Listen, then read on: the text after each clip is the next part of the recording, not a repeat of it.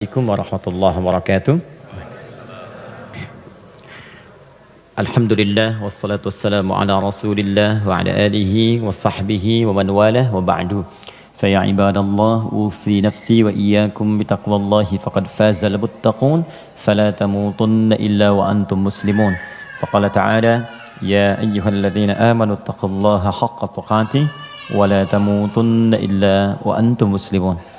Teman-teman sekalian, saudara-saudariku, alhamdulillah kembali kita diberikan nikmat oleh Allah Subhanahu wa taala. Yang paling besar adalah nikmat hidup sampai saat ini.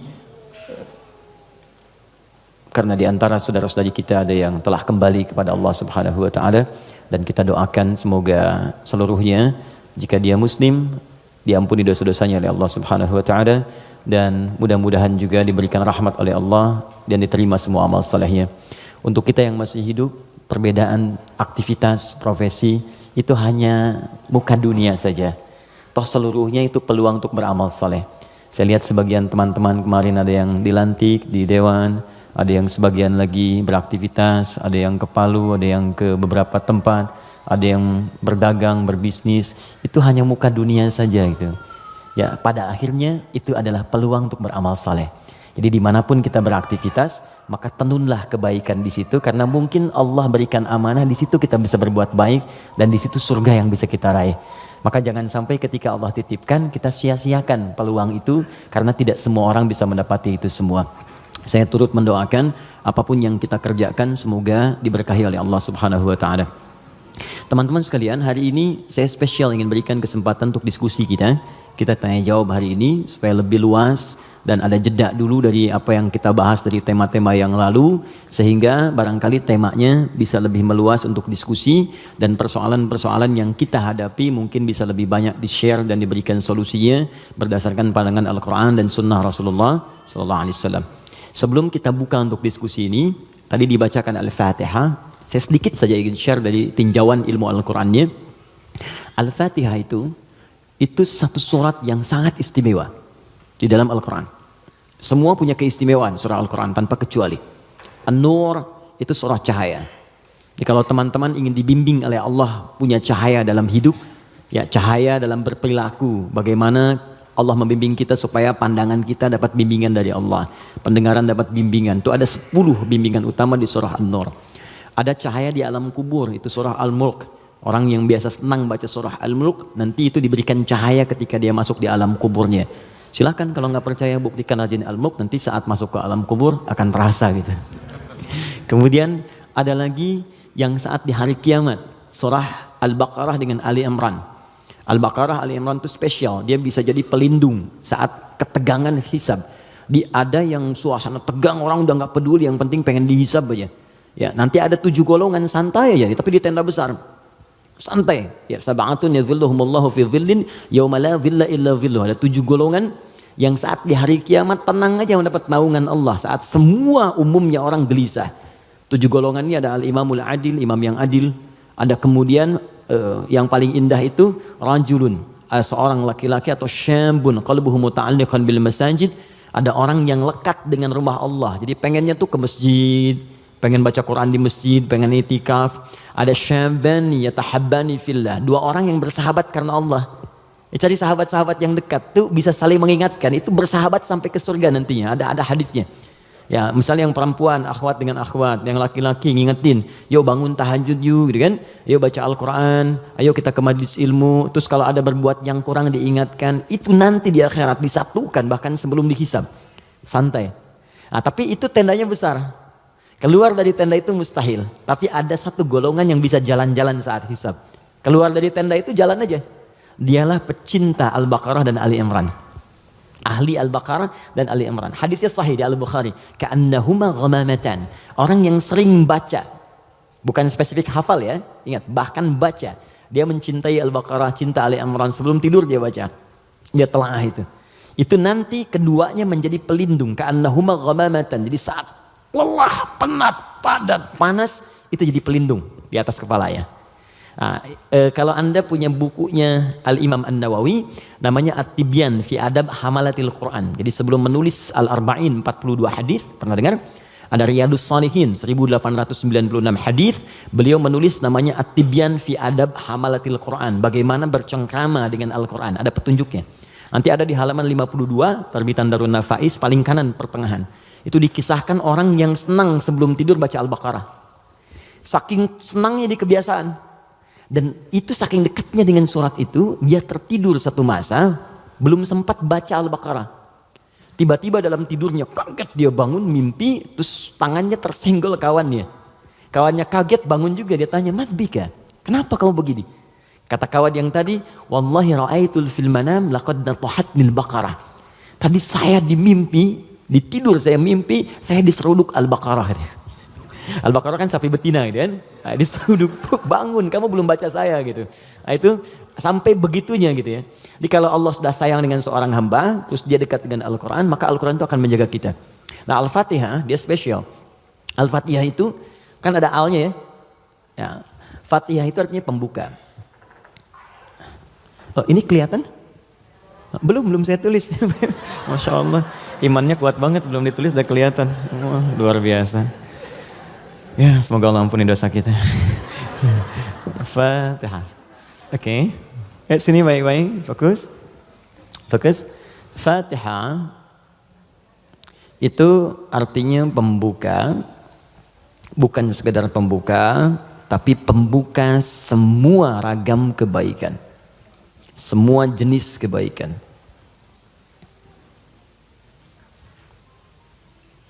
Nah, sebelum ada kalimat Fatihah ini masuk alif lam. Kalau kita belajar gramatikal bahasa Arab di ilmu nahwu khususnya, ya ilmu nahwu. Jadi ada 4 turunan bahasa Arab itu. Jadi ada nahwu, ada sharaf, kemudian sharaf 12 turunannya, ada balaghah 3 turunannya. Ada ma'ani, bayan, badi'. Ma'ani itu untuk memilih kata sehingga diksinya tepat untuk diungkapkan. Kayak kita mau bicara ke orang dewasa dengan anak kecil, anak muda beda kan? Bahasa milenial dengan bahasa yang senior lain ya. Nah, itu ma'ani. Bayan cara mengungkapkannya supaya jelas. Badi untuk memperindah kalimat supaya nyaman diterima. Jadi kalau kita mengajar seperti orang tidak tergurui, memerintahkan tidak tersinggung untuk kemudian diarahkan. Itu badi ya namanya. Sama kayak Anda memuji, saling puji ya. Kamu cantik deh, itu biasa. Tapi kalau kita katakan rembulan pun kalah oleh pesonamu saat ini, itu badi namanya. Silakan bikin status. Arud.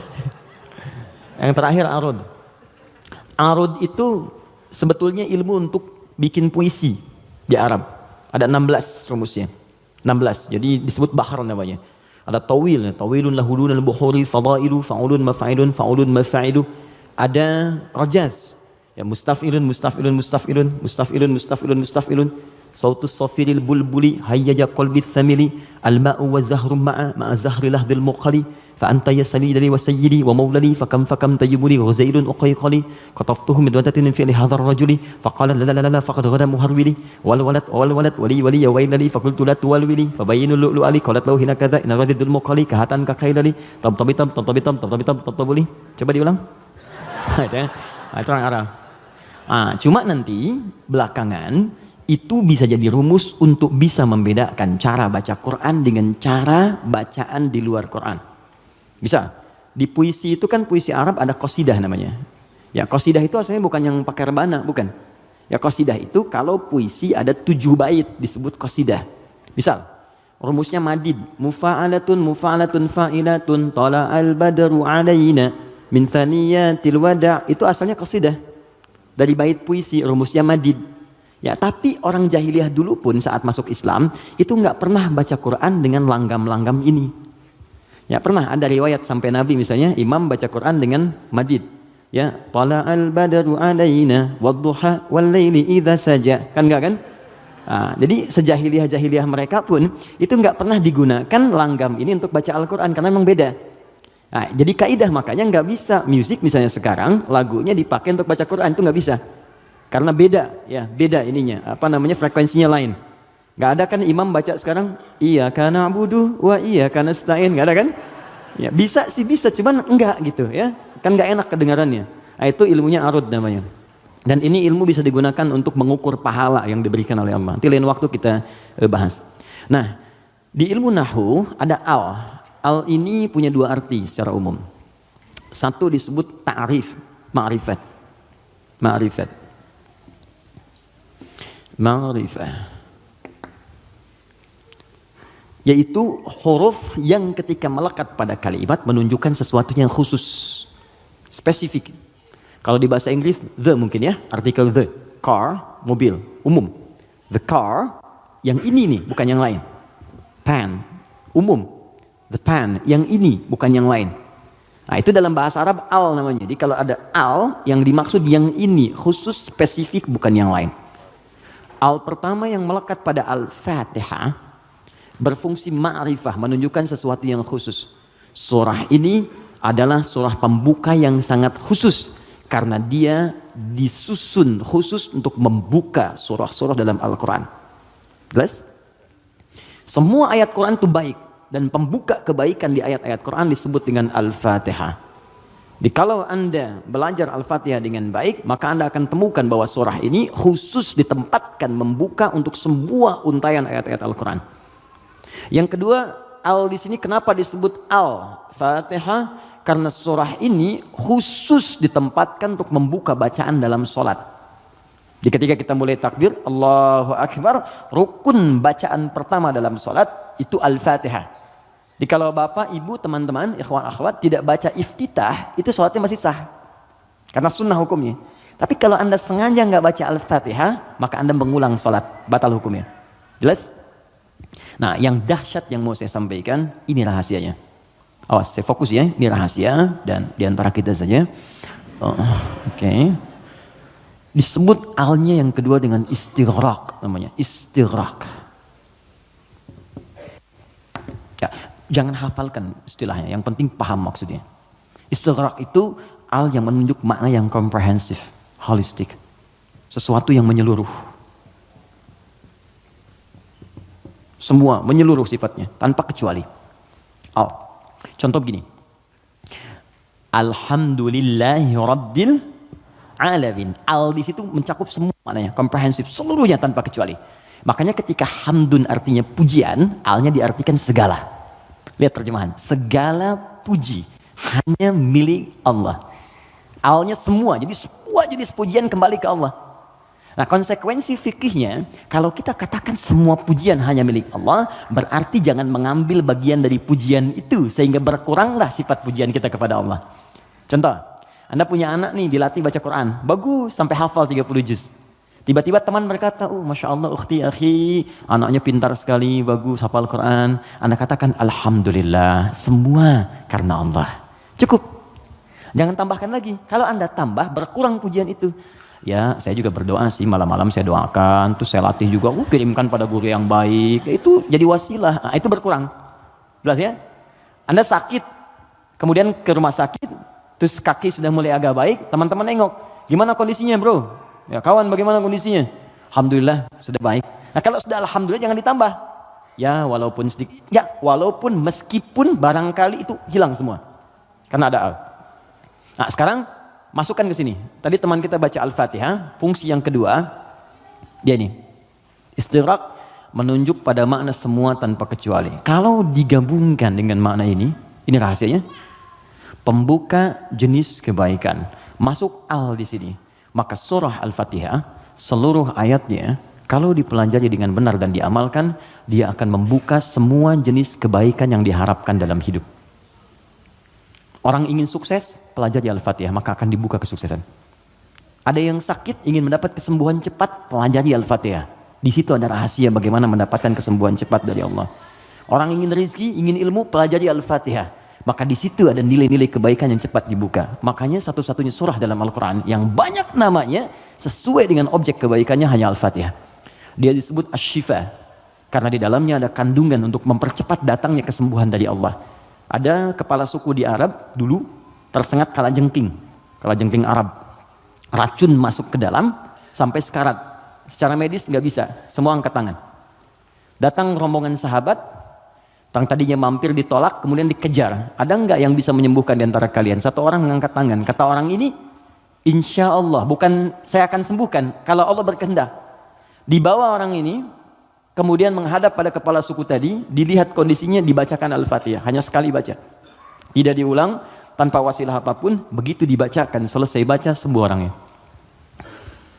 Nah, ini pembuka semua jenis, makanya dalam setiap keadaan seringkali dibaca Al-Fatihah, Fatihah, Al-Fatihah. Tapi persoalannya, kok orang dulu bisa sekali baca sembuh, orang sekarang ratusan ribuan kali nggak sembuh-sembuh gitu. Persoalannya apa? Nah, rahasia Al-Fatihah ada di ayat kelimanya. Ini yang mau saya sampaikan, ini hadis qudsi di sini. Ya. Ayat kelima, yuk kalau kita hitung dari Bismillah, Bismillahirrahmanirrahim, Alhamdulillahirabbil alamin, Arrahmanirrahim, Maliki yaumiddin. Kelima, Iyyaka na'budu wa iyyaka nasta'in. Saya bacakan hadis qudsiynya, ini yang mengiringi ayat ini saat diturunkan.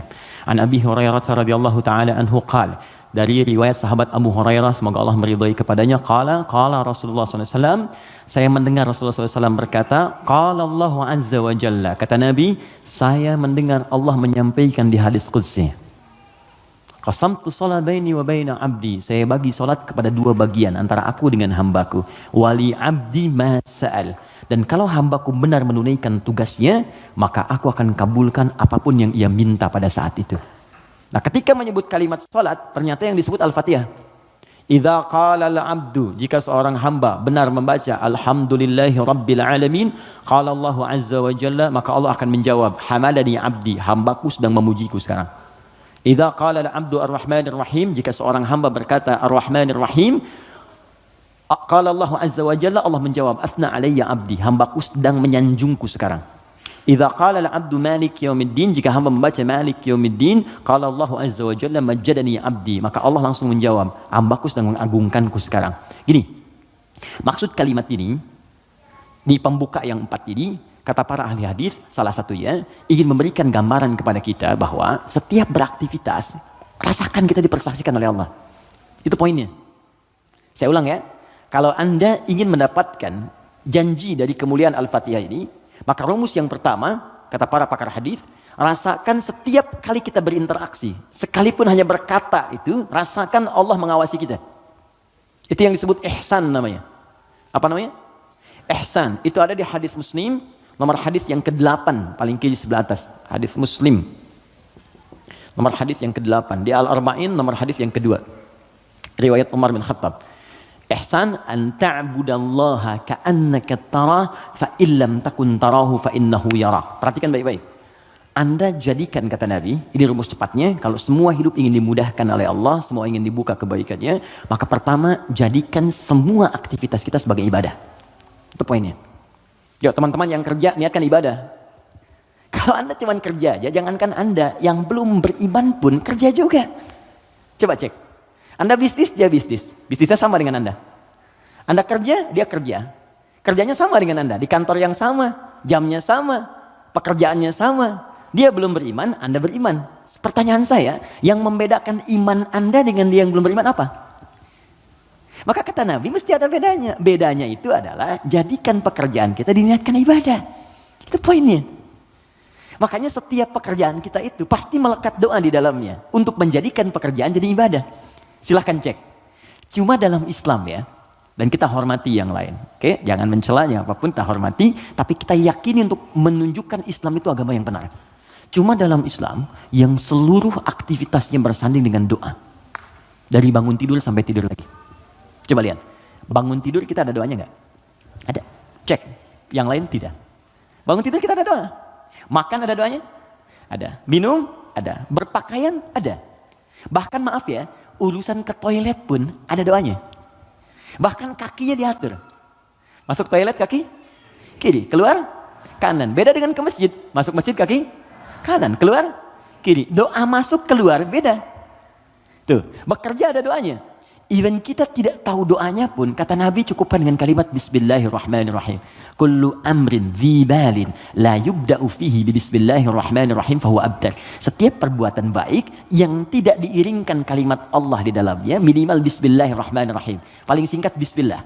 Minum Bismillah, makan Bismillah, ya bekerja Bismillah. Itu kalau kita nggak ungkapkan itu mohon maaf, nilai ibadahnya hilang.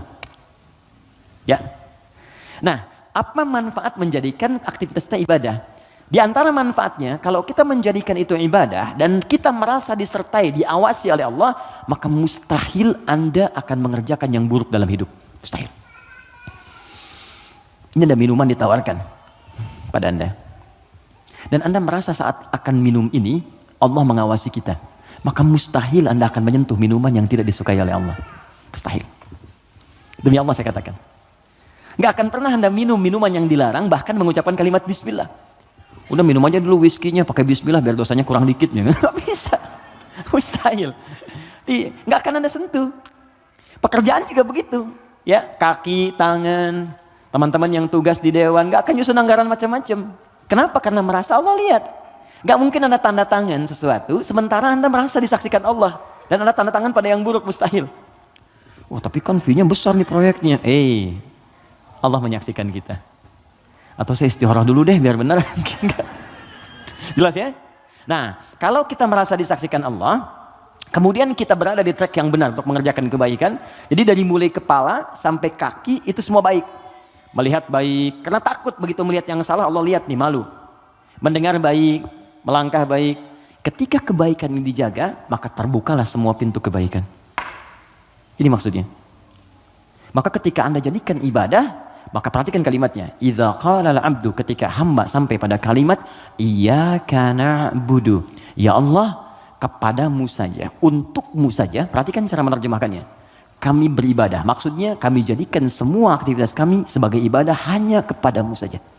Salat kami hanya untukmu. Puasa kami hanya untukmu. Bekerja pun kami niatkan mendapat ridhamu.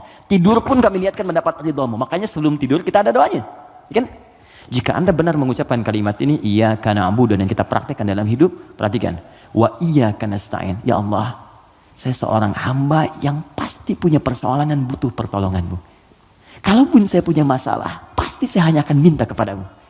Lihat jawabannya. Hadza baini wa baina abdi. Langsung dijawab oleh Allah tuntas. Ini perjanjian antara aku dengan hambaku. Wali abdi. Kalau hambaku benar komitmen dengan perkataannya, mengerjakan semua aktivitasnya sebagai ibadah kepadaku, masalah apapun yang dia minta, aku akan kabulkan. Hadis qudsi. Apapun yang dia minta, aku akan kabulkan.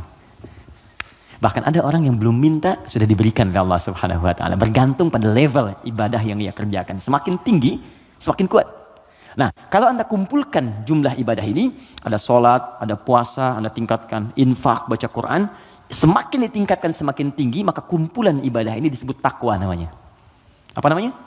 Takwa. Karena itu ketika Quran menyebutkan kalimat takwa, pasti bersanding dengan ibadah. Coba lihat, sholat ibadah bukan? Kalimat sholat dibuka dengan takwa. Dzalikal kitabul la raiba fihi hudal lil muttaqin. Al-Baqarah ayat 2. Siapa orang takwa di sini? Ayat 3. Alladzina yu'minuna bil ghaib wa yuqimunas shalah. Oke, teman-teman, kita puasa. Puasa dibandingkan dengan takwa. Al-Baqarah ayat 183. Ya ayyuhalladzina amanu kutiba alaikumus syiyam kama kutiba alal ladzina min qablikum la'allakum tattaqun. Yang kemarin haji, semoga Allah terima hajinya. Yang umrah, semoga yang belum segera berangkat insyaallah, ya. Yang nggak cukup dengan amin, nabung, siapin schedule yang baik. Oke, sekarang lihat. Kita haji umrah, itu muaranya takwa. Buka Quran surah kedua, ayat 197, paling kanan sebelah atas. Al-hajju ashhurum ma'lumat, faman faradha fihinna al-hajja fala rafatha wala fusuqa wala jidala fil hajj wa ma taf'alu min khairin ya'lamhu Allah wa tazawwadu fa inna khairaz zadi taqwa. Semua takwa. Nah, rahasianya di sini. Kenapa kita diminta salat, puasa, zakat, takwa? Karena ternyata takwa itu wasilah untuk mencapai harapan yang kita inginkan. Buka Quran surah kelima ayat 35, paling kanan sebelah bawah di mushaf. Quran surah kelima Al-Maidah ayat 35. Saya kasih rumus cepat, setelah ini kita diskusi. Oke.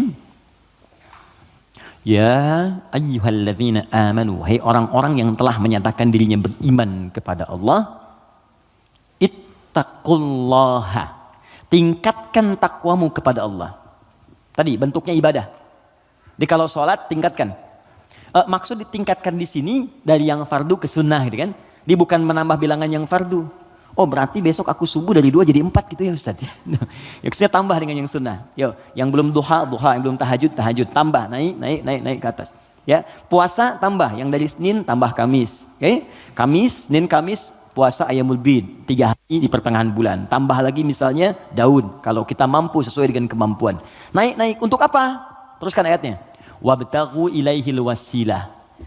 Takwa itu gunakan sebagai wasilah untuk meminta kepada Allah apa yang kau harapkan.